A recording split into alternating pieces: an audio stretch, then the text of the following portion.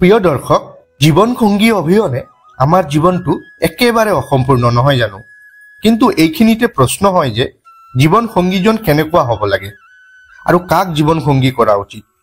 নাৰীৰ বিষয়ে কোৱা হয় যে এগৰাকী নাৰী যিমানেই সঁচা কথা নকওক কিয় তাইৰ মনৰ ভিতৰত বহুতো গোপন কথা থাকে।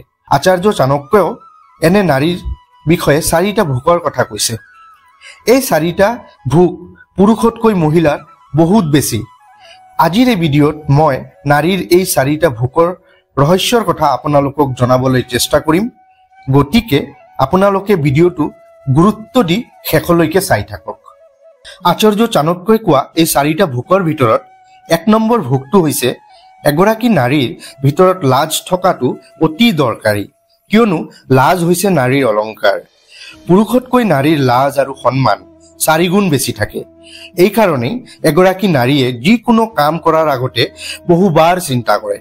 কিবা নিৰ্ণয় লোৱাৰ আগতেও তাইৰ এই নিৰ্ণয় পৰিয়ালত ভাল প্ৰভাৱ পৰিব নে বেয়া প্ৰভাৱ পৰিব, এই সকলোবোৰ চালি জাৰি চায়।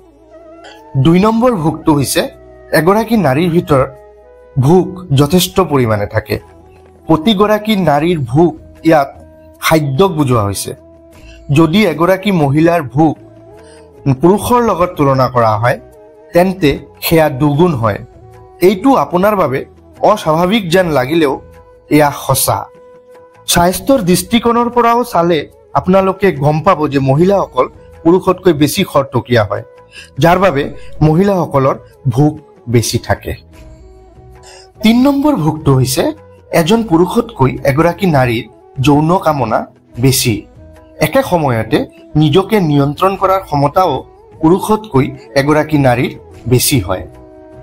অপৰিসীম ষ্টেমিনা আৰু সাহসৰ বাবে নাৰীয়ে নিজৰ মনৰ ইচ্ছা কেতিয়াও প্ৰকাশ নকৰে, বৰঞ্চ এগৰাকী নাৰীয়ে নিজৰ ধৰ্ম আৰু নিজৰ মূল্যবোধক অনুসৰণ কৰি পৰিয়ালৰ যত্ন লয়।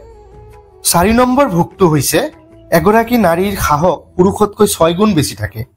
যদি কোনো পুৰুষে এগৰাকী নাৰীক সাহসী বুলি ভাবে তেন্তে মহিলাগৰাকীৰ সাহস দেখুৱাব পৰা শক্তি আৰু বাঢ়ি যায়।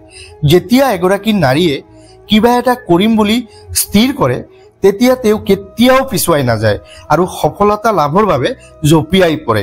এইকাৰণেই নাৰীক এক শক্তিৰ ৰূপ বুলি গণ্য কৰা হয়।